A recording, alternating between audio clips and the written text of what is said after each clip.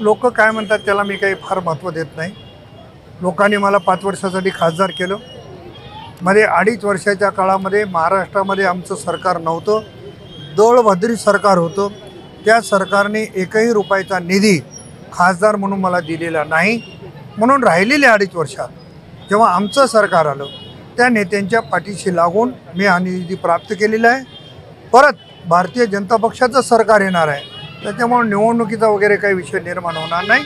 राहिलेली कामं पूर्ण होतील। आज पूर्ण देश मोदीजींच्या मागे आहे, त्याच्यामुळे नांदेड त्याच्यापासून वेगळं असण्याचं काय कारण आहे? आणि मागच्या निवडणुकीमध्ये काँग्रेस इथं प्रबळ दावेदार असताना लोकांनी मोदीजीची पसंती केली। आता तर काँग्रेसचे प्रबळ दावेदारसुद्धा भारतीय जनता पक्षामध्ये आलेले आहेत, त्याच्यामुळे माझ्यापेक्षा अंदाज तुम्हाला जास्त माहिती आहे। मला असं वाटतं की भारतीय जनता पक्षाची ताकद आता वाढलेली आहे। मी अतिशय स्पष्ट बोलणारा कार्यकर्ता आहे। मी खासदार झाल्याच्या नंतर आदरणीय गडकरी साहेबांकडे गेलो होतो।